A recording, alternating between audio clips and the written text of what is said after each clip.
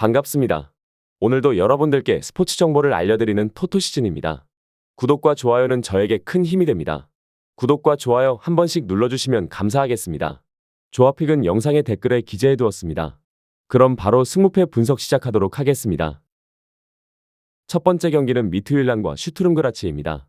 미트윌란은 3-5-2 전형을 바탕으로 팀 전체가 하나의 블록처럼 움직이는 응집력을 보여주며 홈에서 특히 강한 압박 전개로 상대를 몰아붙이는 경향이 있습니다. 프랑클리누는 전방에서 폭발적인 스프린트와 압박으로 수비 뒷공간을 파고들며 순간적인 침투 한 방으로 경기 흐름을 단숨에 바꿀 수 있는 자원입니다. 브루마도 주니어는 중원에서 전환 패스와 전진 패스를 동시에 시도해 공격 템포를 빠르게 끌어올리고, 빌링은 하프 스페이스에서 세컨드 볼을 장악하며 날카로운 슈팅으로 상대 수비를 흔듭니다. 다니 실바와 오소리오의 부상은 전력 손실이지만 홈에서는 압박 강도와 조직력으로 그 공백을 상쇄할 수 있으며, 북유럽 특유의 차가운 기후와 밀도 높은 홈팬들의 응원은 상대에게 심리적 부담을 가중시키는 요소가 됩니다. 반면 스트럼그라츠는 4-3-1-2 포메이션으로 기본적인 전술 구조는 갖췄으나 여러모로 한계를 드러내고 있습니다. 자타는 제공권과 박스 안 움직임으로 존재감을 보이지만 지원이 늦으면 고립되며 결정적인 장면을 만들지 못하는 경우가 많습니다. 말로는 측면에서 드리블과 크로스를 통해 변화를 주려 하지만 후반으로 갈수록 체력 기복이 뚜렷해집니다. 키테슈빌리는 중원에서 전개와 템포 조절을 책임지지만 압박이 강해지면 연결이 끊기는 장면이 자주 나오며, 여기에 브르코비치, 후랴코프, 스탄코비치의 동반 부상 이탈은 수비 안정성을 크게 무너뜨립니다. 무엇보다 동유럽에서 북유럽까지 이어지는 장거리 원정은 단순한 이동 문제를 넘어 체력 저하와 집중력 약화로 이어져 경기 후반 압박 강도가 급격히 떨어질 위험이 큽니다. 이 경기는 결국 전술적 응집력과 체력적 우위, 그리고 홈 어드밴티지를 동시에 가진 미트윌란이 주도할 가능성이 높습니다.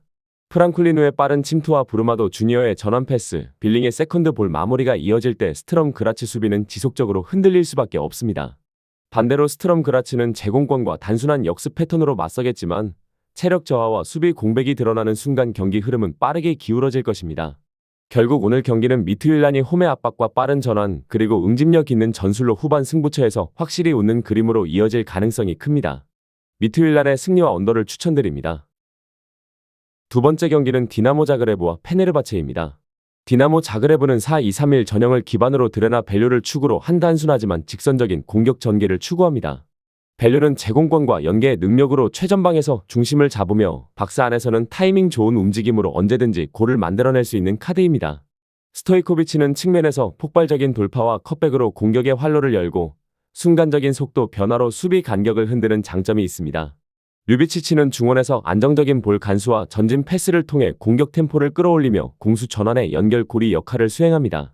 하지만 피에르 가브리엘과 토렌트의 부상은 수비 라인 안정성에 분명한 타격을 주고 있어 후방 커버에서의 불안은 경기 내내 자그레브를 괴롭힐 수 있습니다. 그럼에도 불구하고 홈팬들의 열기와 적극적인 압박은 경기 초반 주도권을 잡는 원동력이 될 수 있습니다. 페네르바체는 마찬가지로 4-2-3-1 포메이션을 유지하며 엔-네시리의 박스 안 움직임과 제공권 장악이 공격의 중심축이 됩니다. 그는 단순한 타깃행이 아니라 연계 플레이에도 관여하며 상대의 수비를 계속 흔듭니다. 아센시오는 좌우를 오가며 스위칭을 통해 창의적인 패스를 뿌리고 중거리 슈팅으로 직접 득점을 노리기도 합니다. 프레드는 왕성한 활동량을 앞세워 중원에서 압박과 볼 배급을 동시에 수행하지만 경기 내내 과부하가 걸릴 경우 전환 속도가 늦어지는 단점이 있습니다. 게다가 엘마즈, 머컨, 모어, 탈리스카의 부상 공백은 벤치 깊이를 크게 약화시켜 경기 후반 전술적 다양성이 부족할 수밖에 없습니다. 따라서 이 팀 역시 네시리와 아센시오의 스위칭 패턴이라는 플랜 A를 지속적으로 활용할 가능성이 큽니다. 종합적으로 보면 두 팀 모두 공격 패턴이 뚜렷하지만 지나치게 단조롭다는 공통점이 있습니다. 자그레브는 밸류의 제공권과 스토이코비치의 측면 돌파를 반복적으로 활용하는 반면 페네르바체는 네시리와 아센시오의 스위칭 플레이로만 상대를 흔들려 할 가능성이 큽니다. 결국 경기 흐름은 장군멍군의 공방 속에서 이어질 공산이 크며 두 팀 모두 전술적 다양성이 부족해 균형을 깨뜨릴 확실한 무기를 찾기 어렵습니다. 자그레브는 홈에 이점을 안고 초반 기세를 올리겠지만 페네르바체 역시 전방 개인 기량으로 쉽게 무너지지 않을 것입니다. 따라서 이번 경기는 양팀이 서로의 플랜 A를 맞불 놓는 대등한 전개 속에 뚜렷한 승부처 없이 마무리될 가능성이 높습니다. 무승부와 언더를 추천드립니다. 세 번째 경기는 베티스와 노팅엄입니다. 베티스는 4-2-3-1 전형을 바탕으로 중앙과 측면을 동시에 활용하며 다채로운 공격 루트를 전개할 수 있는 팀입니다. 포르날스는 중앙에서 단순한 빌드업 역할에 그치지 않고 메잘라 무브먼트를 통해 순간적으로 하프스페이스로 침투하며 상대 수비 라인의 균형을 흔듭니다. 이러한 움직임은 곧바로 페널티 박스 안에 자리한 쿠초로 연결돼 결정적인 어시스트와 마무리 찬스로 이어질 수 있습니다. 리켈메는 클래식한 스타일의 측면 돌파를 통해 터치라인을 깊게 파고들고 크로스와 컷백을 반복적으로 시도하면서 상대 풀백에게 부담을 가중시킵니다. 특히 그의 기술적 유연성과 볼 간수 능력은 오늘 노팅엄의 측면 수비가 크게 흔들릴 수 있는 포인트입니다. 부상으로 데오사, 이스코, 루이발이 빠져있지만 포르날스와 리켈메의 조합만으로도 충분히 공격 활로를 만들어낼 수 있으며 홈에서의 전술적 응집력은 여전히 강력하게 작용할 수 있습니다. 노팅엄은 마찬가지로 4-2-3-1 전형을 유지하며 균형 잡힌 운영을 지향합니다. 우드는 제공권 장악력과 세컨드 볼 상황에서의 집중력으로 골문 앞에서 위협적인 존재감을 드러낼 수 있습니다. 허드슨 오도이는 폭발적인 스피드와 돌파 능력을 앞세워 측면에서 활로를 찾으며 깁스 화이트는 이선과 전방 사이에서 연계와 패스를 제공하는 중요한 고리 역할을 맡습니다. 그러나 압박 상황에서 탈출이 늦어지면 전개가 쉽게 끊기는 한계가 존재합니다. 더 큰 문제는 수비진의 대거 결장입니다.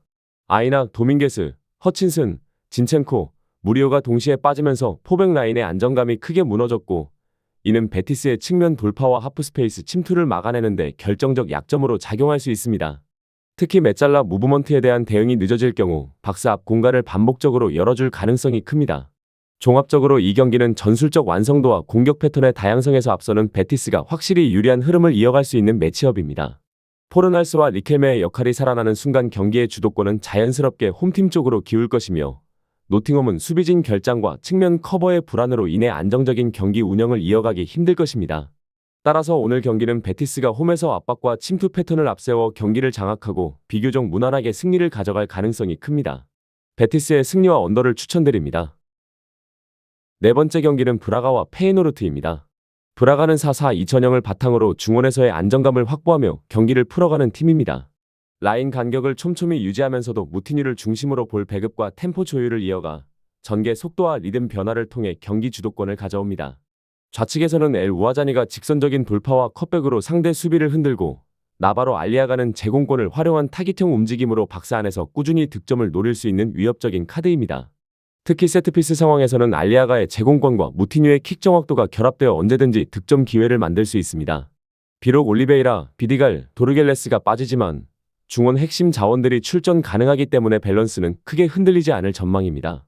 페이노르트는 4-3-3 전형을 유지하며 기본적으로 강한 전방 압박과 빠른 전환을 무기로 하지만 이번 경기에서는 전력 손실이 치명적입니다. 우에다는 제공권과 문전 마무리의 강점을 보이지만 지원이 늦으면 쉽게 고립되고 하지 무사 역시 박스 근처에서 개인기를 살릴 수 있으나 전방에서의 고립 문제가 반복될 수 있습니다. 스테인은 날카로운 침투와 연계 능력을 갖추고 있지만 황인범이 빠지면서 볼 배급과 전방 연결이 원활하지 않아 장점을 살리기 어렵습니다. 여기에 베일런, 로톤바, 모데르, 트라우너, 잔트까지 이어지는 대규모 부상 공백은 수비 안정감과 전술 완성도를 모두 떨어뜨리고 있습니다. 결국 이번 경기는 중원 싸움에서의 무게 중심 차이가 승부의 핵심이 될 가능성이 큽니다.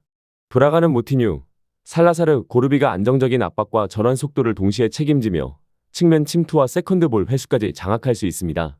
반면 페이노르트는 황인범의 이탈로 인해 전개 속도가 현저히 느려지고 공격수들의 움직임이 살아나지 못하며 후반으로 갈수록 체력과 집중력 저하가 누적될 위험이 큽니다. 홈에서의 자신감과 세트피스 집중력까지 더해진다면 브라가가 경기 흐름을 리드할 가능성이 매우 높습니다. 다만 아직 무사와 같은 개인기의 돌파가 단발적인 변수가 될 수는 있겠으나 전반적인 전술 구조와 전력 손실을 감안하면 무게 중심은 확실히 브라가 쪽에 있습니다. 브라가의 승리와 언더를 추천드립니다. 다섯 번째 경기는 지베즈다와 셀타비고입니다. 츠르베라 지베즈다는 4-2-3-1 전형을 활용하며 전방에서는 아르나우토비치가 피지컬과 제공권을 무기로 페널티 박스 안에서 확실한 타깃 역할을 수행합니다. 라도니치는 좌측에서 인버티드 돌파로 중앙을 파고들며 인프런트 킥으로 반대편 포스트를 노리는 슈팅이 날카롭습니다. 그의 움직임은 단순한 드리블 돌파가 아니라 셀틱 수비 라인을 연속적으로 흔들어내는 전술적 핵심 패턴입니다. 카타이는 전방과 중원을 오가며 연계 플레이와 세컨드 볼 처리를 통해 공격 리듬을 매끄럽게 이어주며 전체적인 팀 밸런스를 안정시키는 역할을 맡습니다. 홈에서는 전방 압박과 빠른 전환이 더해져 초반부터 주도권을 쥘 가능성이 큽니다. 셀틱은 4-3-3 전형을 유지하지만 최근 연쇄적인 부상 이탈로 인해 전술적 완성도가 떨어진 상황입니다. 이헤아나초는 박스 안에서의 마무리 능력과 위치 선정으로 여전히 위협적이나 지원이 부족할 경우 고립되기 쉽습니다. 마에다는 전방 압박과 넓은 활동량으로 팀의 에너지를 더하지만 부상자 공백이 많아 그 효과가 제한될 수 있습니다. 맥그리거는 중원에서 조율을 담당하지만 압박 강도가 강해지면 탈압박 과정에서 불안이 드러납니다. 특히 랄스턴, 트러스티, 조타, 존스턴 등 핵심 자원의 동반 결장은 수비 라인 안정성과 공격 전환의 균형을 모두 무너뜨릴 수 있는 치명적인 약점입니다. 결국 이번 경기는 지베즈다가 측면과 세트피스를 통한 공략으로 셀틱의 수비 라인을 끊임없이 흔들며 우위를 가져갈 가능성이 높습니다. 라도니치의 인버티드 돌파와 아르나우토비치의 제공권은 셀틱의 불안한 수비 구조를 직접적으로 공략할 수 있고 카타이의 연계가 더해져 공격 루트가 안정적으로 완성됩니다. 반면 셀틱은 부상 결장으로 인해 전술적 선택지가 제한되며 후반으로 갈수록 체력 저하와 라인 붕괴 위험이 커질 수밖에 없습니다. 따라서 홈에서 응집력과 공격 패턴이 살아나는 지베즈다가 점유율과 기세를. 여섯 번째 경기는 니스와 AS 로마입니다. 니스는 3-4-3 전술을 유지하면서도 전방보다 후방 안정에 무게를 두고 경기를 풀어갈 가능성이 큽니다. 모피가 최전방에서 포스트 플레이와 제공권을 바탕으로 버티지만 지원이 늦어 고립되는 장면이 자주 나올 수 있고 디옵은 순간 스피드를 활용한 측면 돌파와 컷백으로 변화를 주려 하지만 전체적으로 공격 패턴이 단조로울 위험이 있습니다. 부다위가 중원에서 활동량으로 버텨주더라도 빌드업 과정에서 강한 압박을 받으면 한계가 드러날 수밖에 없으며 여기에 압둘모님, 단테, 은다이시미에, 은돈벨레, 쿨리발리, 압디 등 주축 선수들의 줄부상은 전력 공백을 극대화하고 있습니다. 결국 니스는 홈이라 해도 공격적으로 나서기보다는 수비 라인을 우선 정비하며 역습 한두 번을 노리는 운영이 유력합니다. AS 로마 역시 3-4-3 전형을 바탕으로 하지만 부상 악재가 심각합니다. 펠레그리니와 퍼거슨이 중원에서 세트피스와 전진 패스를 활용해 리듬을 만들고 코네가 박스 근처에서 움직임을 시도하겠지만 고립되면 위협도가 급격히 줄어듭니다. 특히 디발라, 보부, 피실리, 바스케스라치, 웨슬리, 베일리, 발단치 등 다수의 전력 누수가 동시에 발생해 교체 카드와 공격 다양성이 크게 제한된 상태입니다. 따라서 로마 역시 불필요하게 라인을 올리기보다는 조직적인 수비를 우선시하고 세트피스와 중거리 슈팅 같은 제한적인 루트에서만 득점을 노릴 가능성이 큽니다. 양팀 모두 3백 기반 전술 속에서 수비 안정성을 중시하며 부상으로 인해 공격의 날카로움은 떨어져 있습니다. 니스는 모피와 디옵의 개인 기량 외에는 뚜렷한 돌파구가 없고 로마는 펠레그리니의 킥 능력이 변수로 작용할 수 있으나 최전방 결정력이 부족합니다. 결국 플랜 B가 부재한 상황에서 장기전으로 갈수록 흐름은 닫힌 경기 양상으로 고착화될 가능성이 큽니다. 이번 맞대결은 전술적 제약과 전력 손실이 맞물려 득점이 제한적인 흐름으로 이어질 공산이 크며 무승부와 언더를 추천드리는 경기입니다. 마지막 경기는 말메와 루도고레츠입니다. 말메 FF는 4-4-2 전형을 유지하면서 구두욘센이라는 확실한 타깃 스트라이커를 중심으로 공격에 무게를 싣습니다. 그는 제공권과 포스트 플레이에서 압도적인 장점을 보이며 페널티 박스 안에서 공중볼을 장악할 수 있는 능력을 갖추고 있습니다. 좌측의 학사바노빅은 드리블 돌파와 정확한 크로스로 구두욘센을 지속적으로 지원하며 이는 곧 팀의 가장 강력한 공격 루트로 작용합니다. 또한 욘센은 이선에서 왕성한 활동량으로 세컨드 볼을 장악하고 전방 압박과 중거리 슈팅 옵션까지 제공하여 공격의 다양성을 확보합니다. 비록 보테임과 시고르드손이 부상으로 이탈했지만 말메는 크로스와 제공권이라는 명확한 무기를 중심으로 여전히 득점 기대치를 높게 가져갈 수 있습니다. 루도고레츠는 4-1-4-1 전형을 가동하며 안정적인 블록을 형성하려 하지만 구조적 한계가 분명합니다.